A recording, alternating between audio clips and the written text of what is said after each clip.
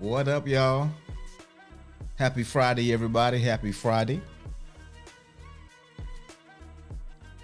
Welcome to Morning Motivation, your daily dose of inspiration and empowerment. I'm your host, Jamon, and I'm thrilled to have you join us as we kickstart our day with positivity and purpose.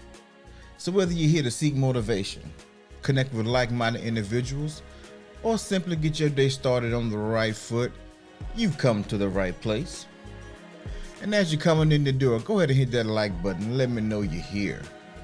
Say hello. Promise, we won't bite, especially if it's your first time coming through. So yeah, man, life be lifing. But we're here anyway, in spite of. Because in life, you can't stop. You gotta keep going. You gotta take the lumps, learn the lessons, and keep it pushing. And that's what this show is all about.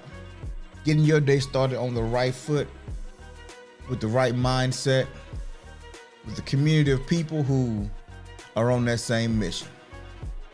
So, going to hop right into today's show.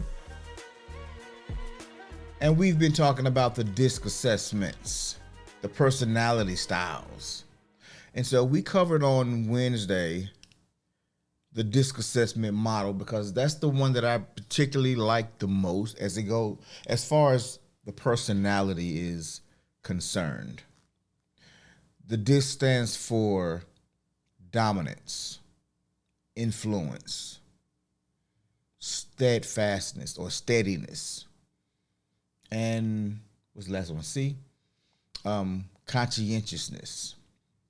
And so today we're covering the D. Y'all know I'm a little childish. Today we covering the D. The D stands for dominance. And I noticed, man, there over the past few years, and it's been longer than that, but it's been a mainstream thing. People talking about that big D energy. Right? That big D energy. And there's, I think, Lotto. I want to say Meg Thee Stallion, but I think it was Lotto that made a song called that big energy. And she didn't say big twice. But she was talking about that energy. And when you think about people who have that kind of energy, a lot of us think about somebody who's really confident or outgoing or that stands head and shoulders above a crowd. And I don't mean with height. I'm talking about personality. So I got a question for you to start off this morning. Do you know somebody who likes to be in charge? Somebody who have a dominant personality or a more domineering personality? Do you know anybody like that? I'm sure you do, because I could probably roll off 5 right now. And sometimes having that energy is needed.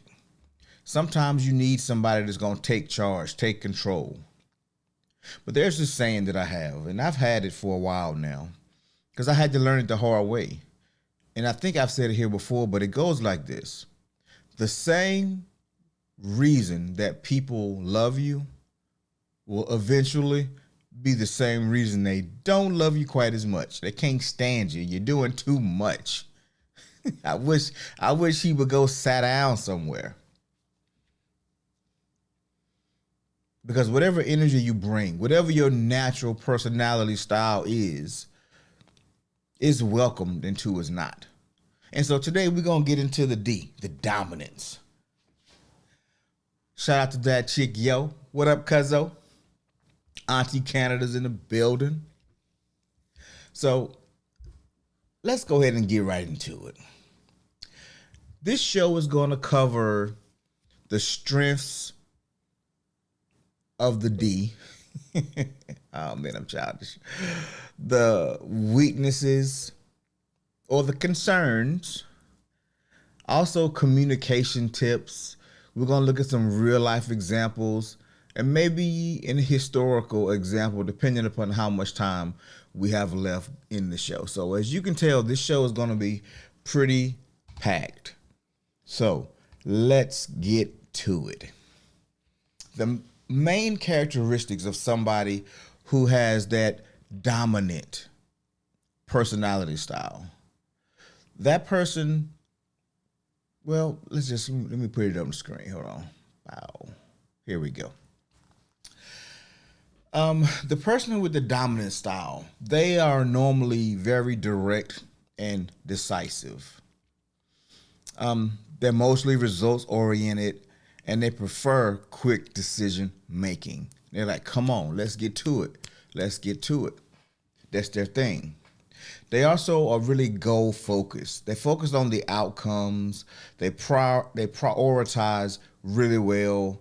They're the ones that if you are stuck, if you are low on energy, if the mission is kind of stalled or got a little stagnant, this person is the one that can take charge and kind of get things back on the right foot.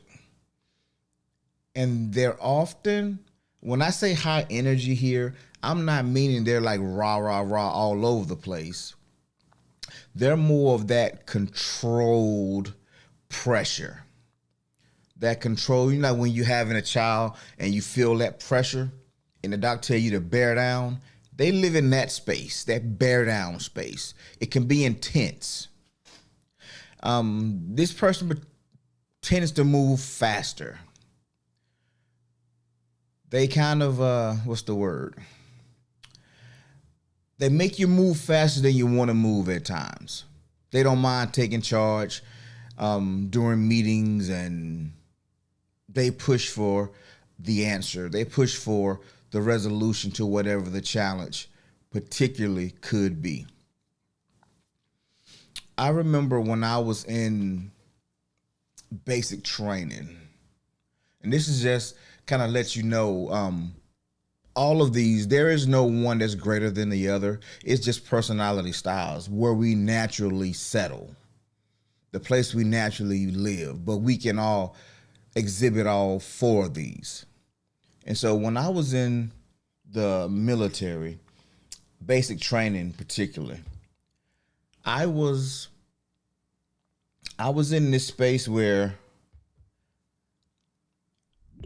I've never felt like I had to be in charge or to have my name in the credits. And to this day, I'm still that way. I don't have to be the one leading the conversation. I don't have to be the one that's making all the decisions. I have no problem letting people be who they are, letting people, find themselves, or somebody that want to lead, I'll let them lead. But you better lead. You better do your thing. And so we had been in the field. Actually, I think we was at the range. And when you going through range qualifications, it's typically an all-day affair. You out there, you throw your rucksack on your back, you got your weapon in your hand, and you're marching. Sometimes 2-3 miles to get to your location where you're going to be firing that day. And it's a long day. And on the way back, our platoon guide, they normally will put the soldier that kind of looks like a leader, the one who exhibits leadership potential. And they put this soldier over the group, and they march us to and from. Drill sergeants normally call cadences until somebody can memorize one and step up. And so it was this one guy. This guy, he was probably 6'5", 6'6", and he looked like a leader. He was loud. He was boisterous. He was always in people's stuff, trying to get people to get their acts together. And so he naturally gravitated, to that leadership space. But I'm not sure if he was having an off day or what. So as we're marching back, he can't get a cadence right, to the point where he's literally marching. He's not even marching, he's walking. And he has some tears in his eyes because he can't get the cadence right. Drill sergeant's digging in his butt, and he's folding right in front of our eyes. And it's crazy how this huge human being was becoming smaller and smaller and smaller in front of everybody. And so the drill sergeant started talking junk. And so we all knew that in a minute he was gonna hawk this platoon. He was gonna make us do a half right or a half left face, and we was gonna be in a push-up position. So I took it upon myself. I jumped out there and I started calling cadences. I started, getting us, for lack of a better term, getting us hype as we were going down the road. And by doing that, I exhibited my dominance, my ability to take charge, take control, take command. And it was a shock to the drill sergeants because up to that point, I was a troublemaker. I was the class clown. I was always doing push-ups. I told you about the story about, I was about to give these 5 drill sergeants some work. Yeah, shout out to me, about to give these dudes some work. Not really. They about to give me that work. But that's what that high dominance energy looks like. It is commanding. It takes charge. And it's really solely based on getting the hey, come on, cuz. You ain't gotta bring up old stuff, man. You ain't gotta bring up old stuff. They just don't know. I'm about to give them that work.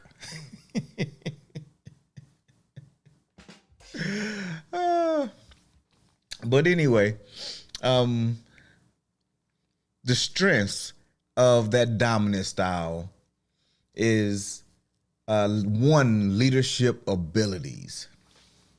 Their confidence and drive to take charge can motivate others and achieve significant results. This is when we talk about those athletes, that Michael Jordan, Tom Brady, Tiger Woods personalities. Their dominance. They lead through dominance. Do y'all know anybody like that? Come on, Auntie Canada. Don't be laughing at her. Don't encourage her. That's foolishness. Bringing up the past like it happened for real. If it was in the past and it wasn't good, I don't remember it. I do not remember it. But y'all know people like that. Maybe when you were in high school, maybe at your church, maybe at the pastor or a family member. Heck, could be mom or dad. But somebody who love to take charge. They love to be in that hot seat. This person also has the strengths of being problem solvers. They look for the challenges. They look for say, yep. I ain't gonna call no names, but the initials might be AC. Auntie Canada. I don't know. Could be the baby though. That chick, And disclaimer, there's nothing wrong with it. It's great. It's just a personality style. That is all it is. This person is the problem solver. This is the one that everybody comes to solve whatever challenges that's going on, to fix whatever the challenge is. Sometimes it could be, you got a couple folk that's trying to fight you at your school. Say, I have my moments. But this person takes initiative. They don't mind solving a problem. They don't mind being the leader. They don't mind being the person that sticks their head up when it's not comfortable to do. It's not the most popular thing to do. This person don't mind doing that or being in that space. This is why that personality trait is good, because in times of crisis, somebody got to stand up. Everybody can't just shrink.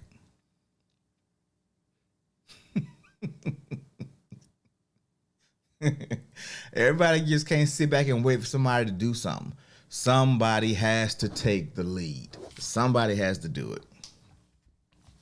So some examples of that would be, who y'all think?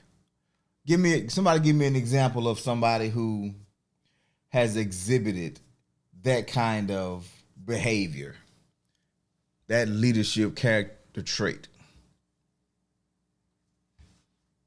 Here's one that immediately came to my mind. Y'all know that guy, right? Yep, Mr. Steve Jobs himself. Very dominant personality. He took, for first off, he started the company. Then he was fired from the company. Why? Because the same reason they love you will be the same reason they hate you eventually. But then he came back and saved the company and took it to a whole new height, whole new level. Did things that they hadn't even imagined. But he came in with his dominant personality, his high results orientation, his dedicated focus, and he led that company. He solved the problems that needed to be solved, and he imagined great things, and he made them happen. A lot of times you do that through just force of will. Force of will is you can't put a price on the will. When somebody wants to do a thing bad enough, they find a way. What's the saying? Necessity is the mother of invention. It's like when we have to find a way, that dominant personality will find a way. So in that sense, that big D energy, it is definitely attractive. You know, a lot of ladies say that, but there's also a new term called, the boss chick. Shout out to all the boss chicks out there. Shout out to all the boss chicks. That's the same kind of energy, that dominant energy. The ability to take control, to take charge, to be whatever the moment calls for. It's another guy, I just mentioned him a few minutes ago.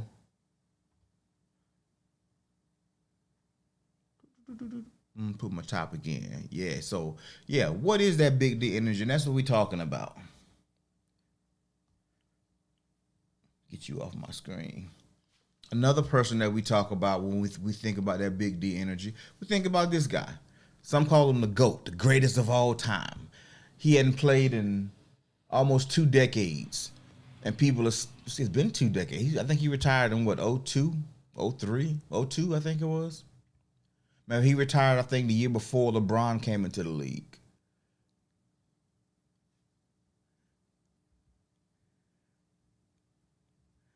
Auntie Canada said, I hid in the background, but people would always come to me with their issues until I got into ministry and was pushed into leadership roles and couldn't hide anymore.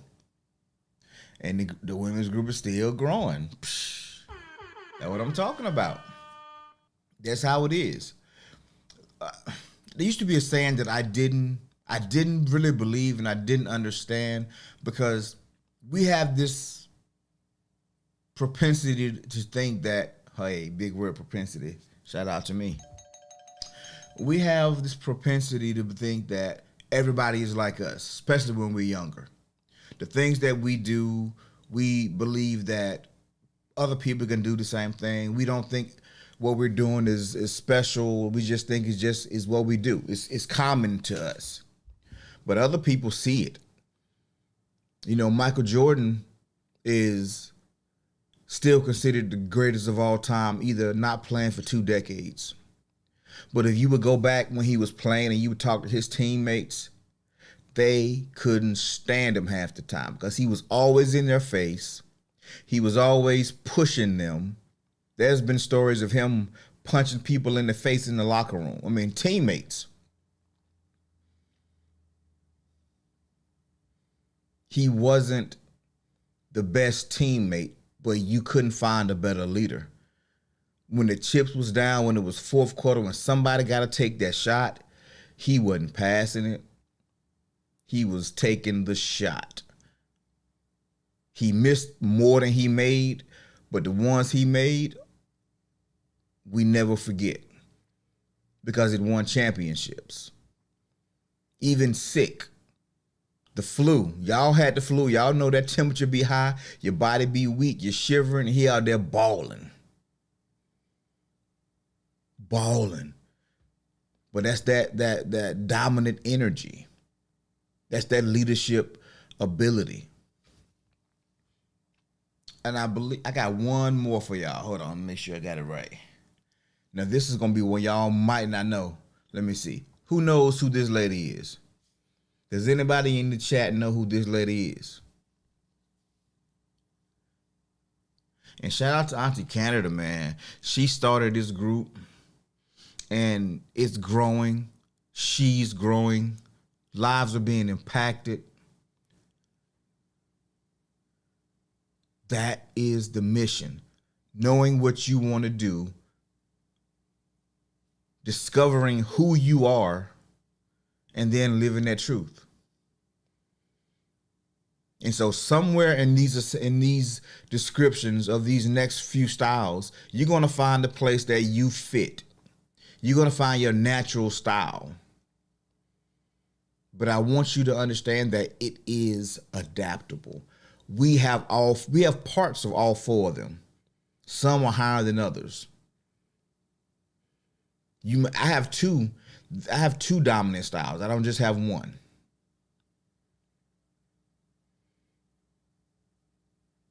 Nobody knows who that is? That is Margaret Thatcher. Margaret Thatcher was the first female prime minister in the UK. And she was known for her tough, dominant leadership. So much so that the Russians start calling her the Iron Lady. The Iron Lady.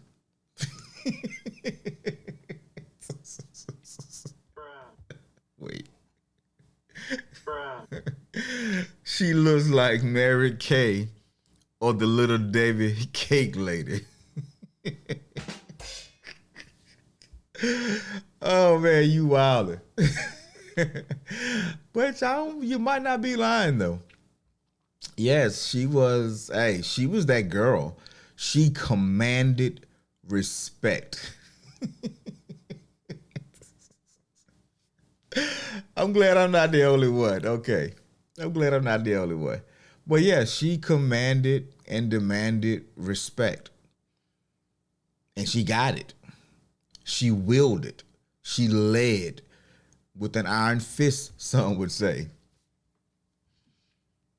And so I want to big up the people who, why is my camera acting up today? I want to big up, excuse me, y'all, let me do one thing. See if I can get that to act right. Yeah, there we go. Oh, wait. Okay, there we go. All right. I want to big up the people with that big, dominant personality style because it is needed. It is, I can't say enough that leadership is influence. And the type of leader you are, you're going to either become the greatest individual to do a thing, or you're going to make whatever you're a part of so great. But there's drawbacks, right? There's challenges with everything. There's nothing that's flawless or perfect.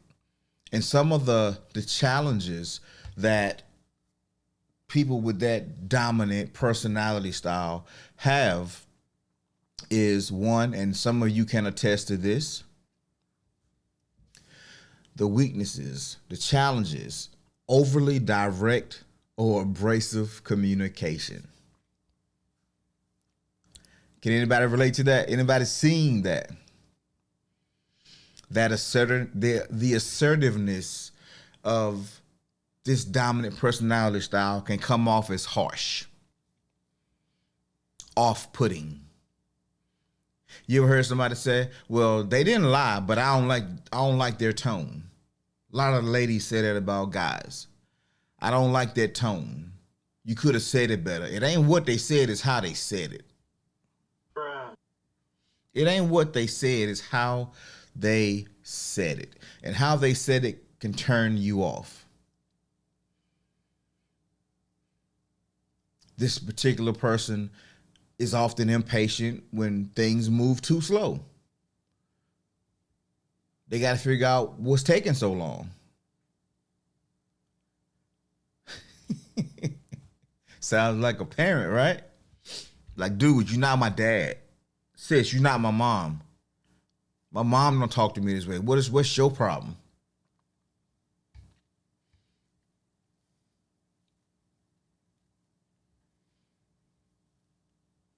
They also have difficulty delegating.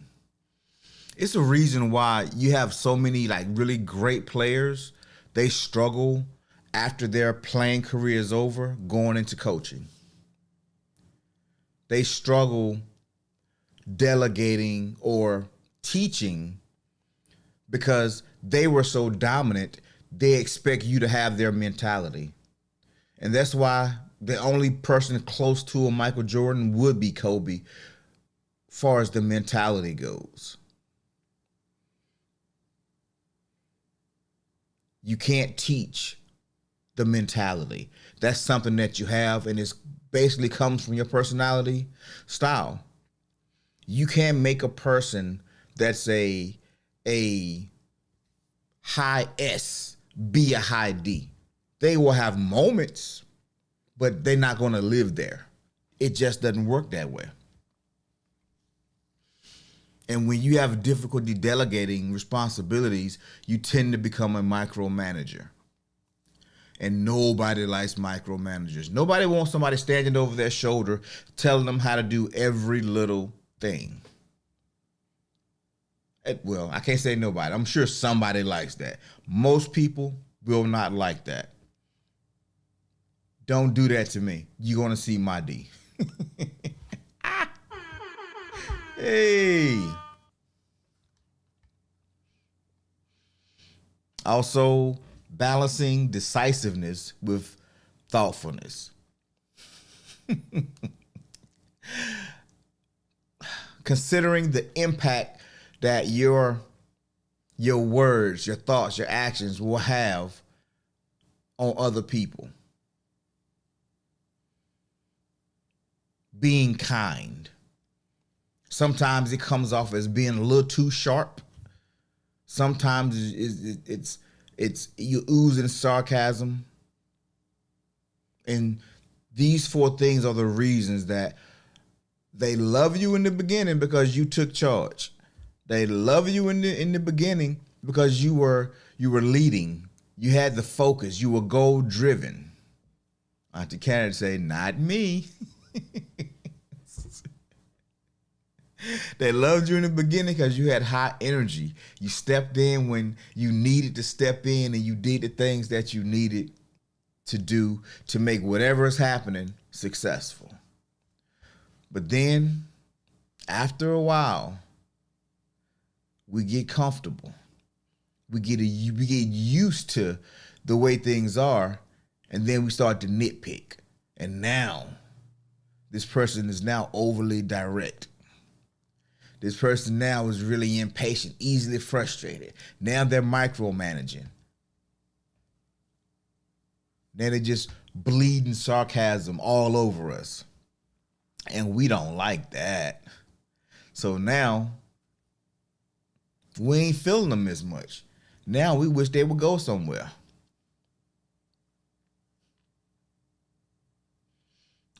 And I think these are more of blind spots than I think they're weaknesses. And by blind spot, you're driving. Somebody gets into your left, the fast lane, and they're passing you. Well, there's a point where you look back. Well, if you look in your side mirror, you won't see them.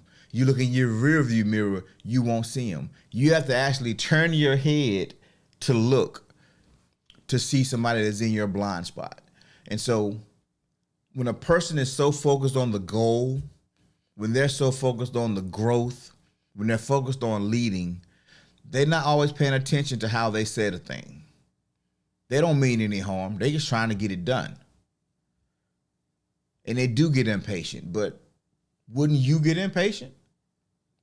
So it's easier for them to not see some things because focusing on that may keep us from here, and I'm focused on the goal. So that's one of the things that, or the struggles that people that have that dominant personality face. That's the thing that would make them not as likable. Like Michael Jordan trying to motivate his team, punching Steve Kerr in the face.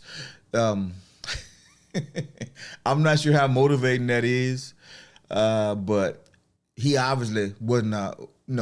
He couldn't match the energy, so he just took it.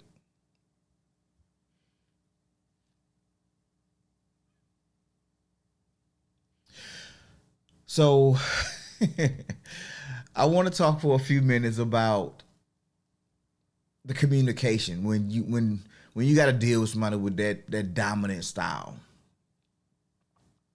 And it can be a little tricky because if you've not done this, it may come off as challenging sometimes. But the more you do it, you're really speaking their language. It may seem that way to you, but you're really speaking their language. And the first thing is you have to be direct and to the point. Don't be stuttering and stammering and trying to beat around the bush or sugarcoat something. Somebody who has that dominant energy, you have to be direct. You got to tell them what it is. You can't sugarcoat it. Just spit it out. Just spit it out. Don't do all the, how's your day going? And just get straight to the point. Get to the details. And I have that sometimes because I'm a big picture thinker. And so when somebody comes to me and I'm at the office, somebody come in and said, "Hey, Jamon, we were thinking, you know how," I'm just like, wait. Do you need me to do something? They'll say, well, yeah. So just tell me what it is. Because I got a meeting to start in like 30 seconds. Oh, okay. And they get to it. I'm like, all right, got you.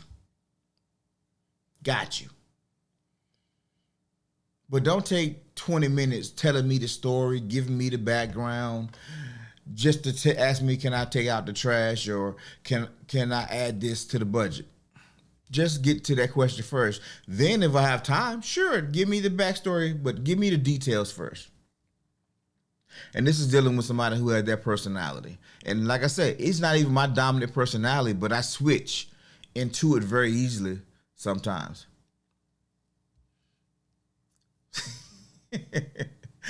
What up, Mo? Yeah, you came in at the right time. You have to also emphasize the results.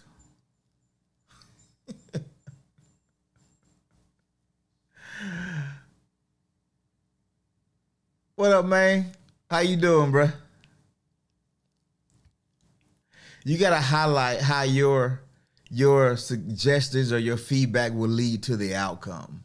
It's like you're trying to sell somebody on why your idea is the right idea, but you're not showing them the benefits. If you trying to tell me I can make money or make another $1,000 a month or $1,000 a week, or this will make my car run better, or this is how my children will act better, but you ain't giving me the important detail, because as a high D, as a person that's dominant, I want the result. I'm not buying your personality. I'm not buying your stories. I'm buying your, matter of fact, I don't care about your story. I'm buying the result. Is what you selling gonna get me what I need? Just get to it. So you will see a lot of times, especially in this social media space now, people have to break through the noise because people are scrolling. There's all kind of messaging out there. And so you have to put in the thumbnail, in the title, in the first 5 minutes, what this show is about, what they can expect to get from it, if you want them to be engaged.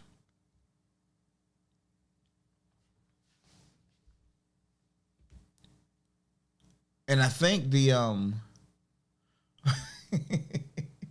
MOD said, and is your lifestyle matching what you teach? Yeah. That matters, especially over the long term. Especially over the long term. But it's really about being assertive in your communications, result oriented when you're talking to a person with that personality style. Because they're truly focused on the results. And they will do whatever needs to be done to get the results.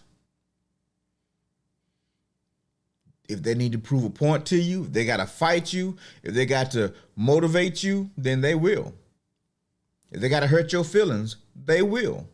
More likely, they will hurt your feelings. Not on purpose. They don't mean to. But we've been talking about this thing for 2 hours and you ain't got to the point yet. Look, I got stuff to do.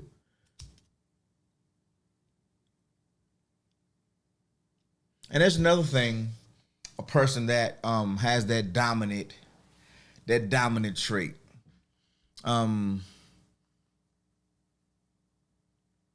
If they're good at what they do, there's a certain amount of arrogance that kind of comes into the space. There's a certain amount of confidence that's exhibited. And depending on, their background, it could be confidence or it could be arrogance. It's rarely both at the same time. They look very similar, but they're not always the same. Most times they're not the same. A person that's confident, they've just been there, they've done it. They already know the question you're going to ask before you ask it. And so they will listen, but they're going to speed you up. They still take advice. They still get input, but they already know in their mind what's probably the best way to go. They're just looking for flaws in the logic. The person that grows more into the arrogance, they are the recipients of a lot of just luck. They know what they're doing. They've done it, just as many times, but they've just had so many things just go their way. They were born into the right skin color. They fell into the right system. They grew up with a silver spoon, or they just very likable and people just give them stuff. They just really attractive looking, These things that they have no control over that just happens for them. And so there's a difference between the arrogant and the confident when it comes to that dominant personality type. And it gets a lot of people in trouble. It causes catastrophic. Y'all remember Napoleon? Napoleon Bonaparte. He was probably one of the most decorated generals that's ever lived. He's won battles and campaigns he was never supposed to win. He did the impossible. He was impeached, put on a deserted island. He got off the island, went back into power. I mean, this guy did everything. But his overconfidence in the Battle of Waterloo, I think it was Waterloo. My history might be a little skewed right now, so you history buffs don't hurt me. But he did a lot of things early on out of confidence, but eventually it turned into arrogance, and it is really what ended his reign and set him back on that same island and hampered his life.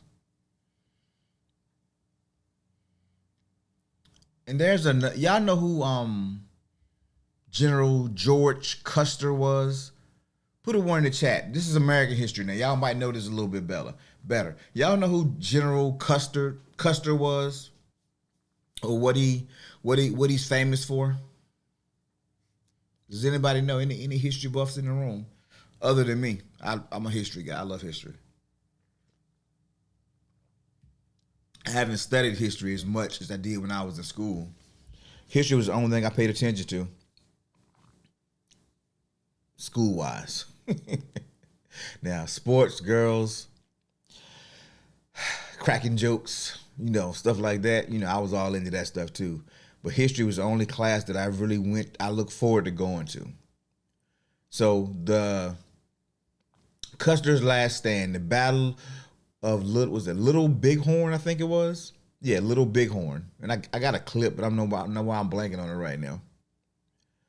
And I found a reel that broke everything down like really fast. So I want to play that for you just so you get an idea of what I'm talking about. You better not play. All right, there you go. So this is General Custer. I want to call him Custard so bad sometimes. All right. Imagine leading your troops into battle, only to realize you've walked straight into a trap. This is the story of General George Armstrong Custer, the man behind one of the most infamous defeats in American history. Custer was a Civil War hero known for his boldness and ambition, but in 1876, during the Great Sioux War, his arrogance would lead to disaster. At the Battle of Little Bighorn, Custer, eager for glory, underestimated the strength of the Lakota Sioux and Cheyenne warriors. He split his forces and charged ahead without waiting for reinforcements. The result, a complete massacre. Custer and over 200 of his men were wiped out in what became known as Custer's Last Stand. His reckless decision-making turned him into a tragic figure, forever etched in history. Was Custer a fearless leader or just foolish? Let me know your thoughts in the comments. Don't forget to like and subscribe for more. Was he a fearless leader or just foolish? So let me give y'all a little background on this guy. He was... Let's see, he graduated from West Point. If I'm not mistaken, he was like the last, he was like, if there was like a pecking order from the valedictorian to last place, he was last place. He was court-martialed while I guess he was court-martialed twice. Once, I think somewhere either right after West Point or while he was there. I'm not sure how you get court-martialed while you in school, but I think that's how the story went. And then he was court-martialed again because he left his troops and went across to the next state over to see his wife. Get a little quality time. He had that high D energy. He had to go give it to his wife.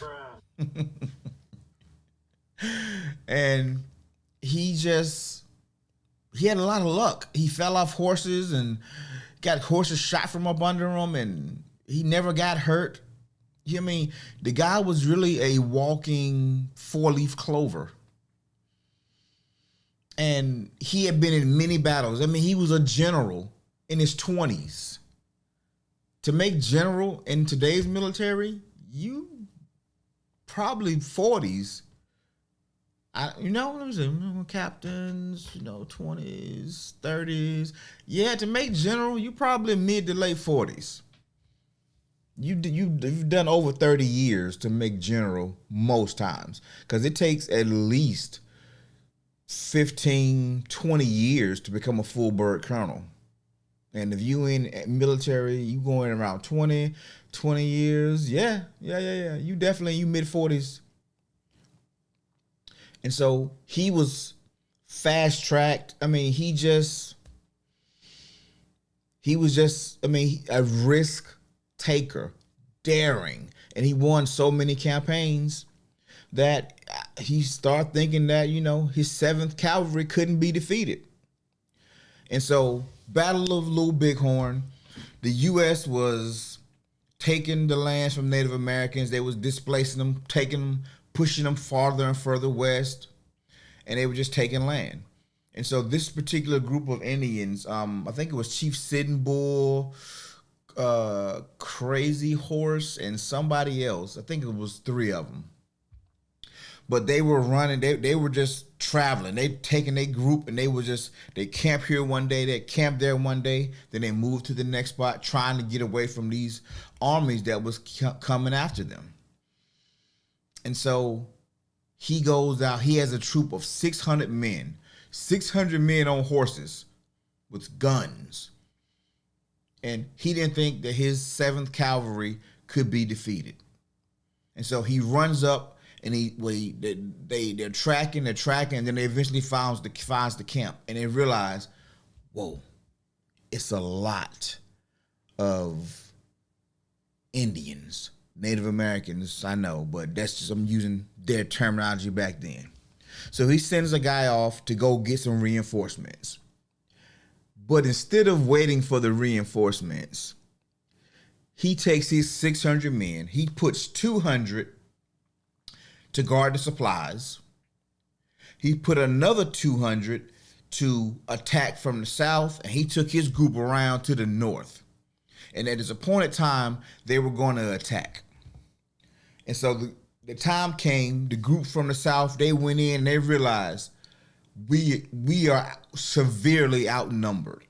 And they got like rapid fire guns and bow and arrows. So they pull a retreat. But General Custer don't know this, and he's attacking from the north.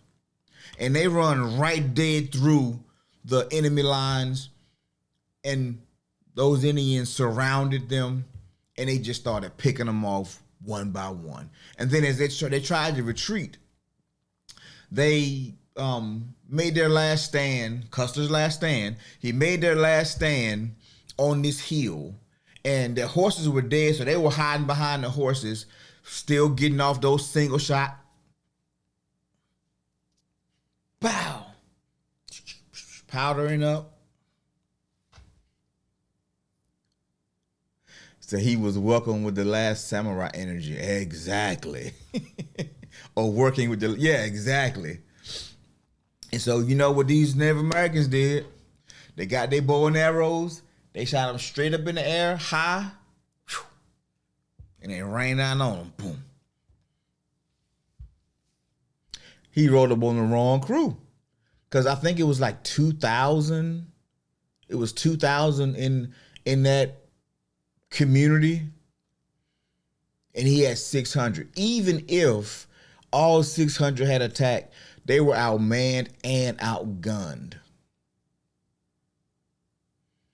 And so his arrogance cost him his life, his little brother's life, his brother-in-law's life, and I think an uncle or somebody else that was closely related to him, plus 200-300 of his men. And the kicker is this: the dude that he sent off to get the reinforcements, man, they looked at that ladder and they threw the juggle on the floor because they didn't like him. He had too much. His energy. He was too domineering of a person. He was too controlling. He was just a lot to deal with. And they was like, man, bump that dude. We ain't going to risk our life for him doing dumb stuff. And so they never showed up. So what is Big D energy? It's confidence, it's leadership, it's focus, it's intense. And if you're not careful, you could go from confidence to arrogance. And instead of being an asset, you could become a liability. So out of curiosity, has anybody in here ever taken the DISC assessment?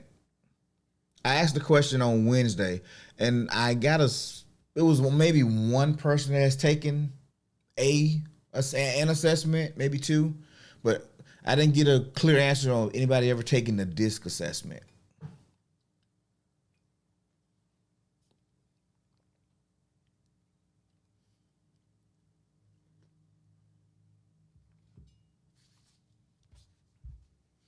because the more, Monique said, arrogance will show your true colors. Yes, yes, it will. Yes, it will. Going in there puffed up, and you confident, but you're too confident. He even sent for reinforcements, but he ain't wait for them. Now, Monique said I have a long time ago. Yeah, and so the thing about any of these assessments, if you're taking one for a job, it's hard to get accurate results because most people, because the job is having me take it, I want to make sure I'm giving the best answer for the job versus giving my honest feedback. And so it's easier to get miscategorized. Now, it asks the questions in a couple different ways, so they get kind of to the heart of the matter eventually, but the more authentic you are when you take these kind of tests, the better you understand who you are, what your strengths are, what your weaknesses are, and how to be a value, how to show up, but also understanding what your blind spots are. So I want to do a quick recap on the strengths and the weaknesses of the dominant personality style. Strengths, definitely direct and decisive, goal focused, and high energy. The weaknesses, overly direct or abrasive, impatient with slow progress, difficulty delegating, end up micromanaging.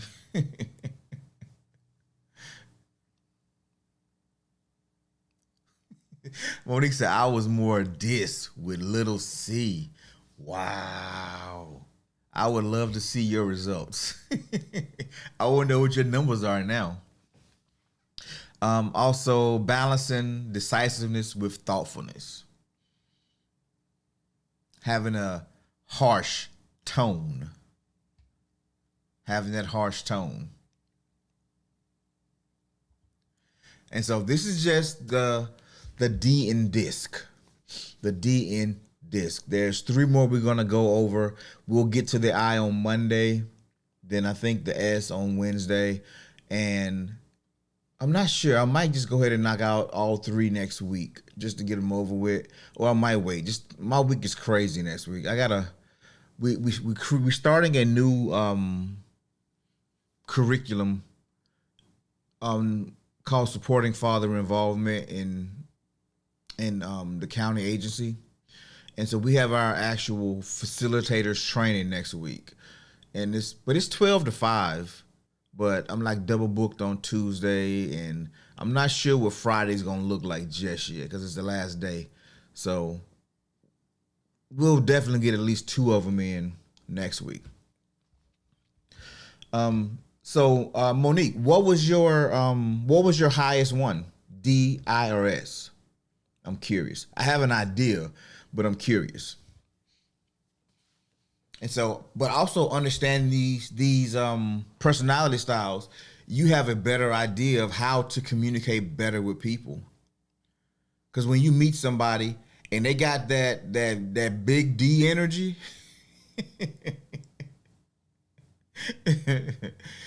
once you understand the personality, the traits, the strengths, the weaknesses, you have a better idea of what you are walking into when you're trying to go into a relationship with them, when you're trying to work with and for them. You can make better informed decisions. If you know you don't like to be micromanaged, S and then D. That's okay. That makes sense.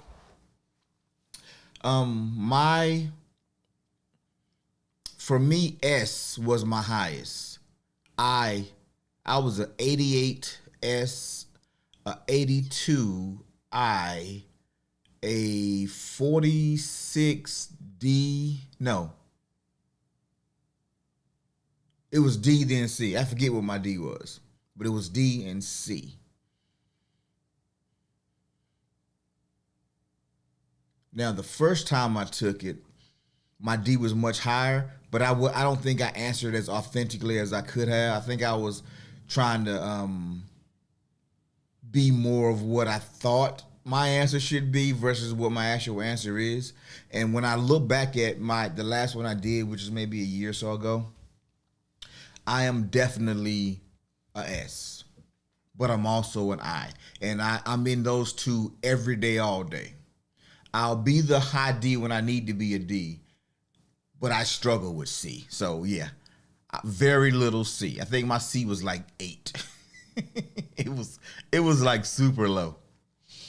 But understanding your personality style will help you add more value, be more in tune with where you're trying to go with your goals, help you avoid certain pitfalls, help you communicate better with other people. And honestly, you'll be able to read people a little bit better. So when somebody comes in the room, you ever been in a space where you met somebody and you liked them, but it was some off? I'm figuring out that when I meet people like that, they're not showing up authentically as them. So their behaviors and their energy isn't matching. You know a dominant person when they come into a space. You know an influential person when they come into a space. You know an S person when they come into a space, and also a C if you understand what those 4 personality styles are.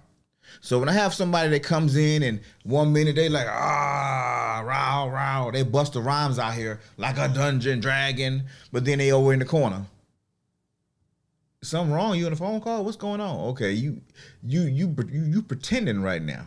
So either you don't know who you are, you're not confident in who you are, or you straight up lying. One of the two, one of the three.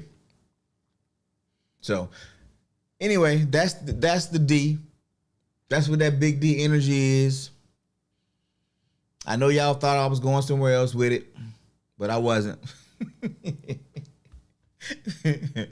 I wasn't. I was tempted, but you know what I'm saying. This is called morning motivation. So I'm trying to keep it positive, trying to keep it PG. Monique said, and yes, that's what I check for. I'll give you a chance. Oh, you gonna take it again? She said, a lot has changed. Yeah, it's good to take it, every couple of years. I mean, because life do throw us curveballs, and we grow, we evolve. And the more confident you become in yourself, the more accomplished you become, your personality style will change. It will change. Oh, I got you, Nemo. I got you. And the more in tune with yourself, the better your outcomes, the better your relationships. Your energy will match. You'll feel better. But that's it for today, y'all. I want y'all to have a great weekend. Take care of yourselves. Love one another. If you enjoyed this episode, please share it with somebody else. If you're not liked it yet, go hit me with that like button real quick before we get out of here. If you want to buy your boy a cup of coffee, is pinned to the top of the chat, is on the screen as well. But it's the weekend. If you are off this weekend, enjoy. Do something that makes you feel good. Something that makes your heart smile. Relax as much as you can. Appreciate you too, bruh. Appreciate you, man. Yep, first inside, then outside. That's it. Enjoy. Life is short if you're having fun. But if you're miserable, it can be a long journey. So enjoy the moments you can enjoy. Love yourself, be kind to yourself, and treat people the way they want to be treated. That's another whole story for another day. But anyway, I'm going to get out of here, y'all. I got stuff to do. So y'all be blessed. We'll see you guys on Monday. And peace.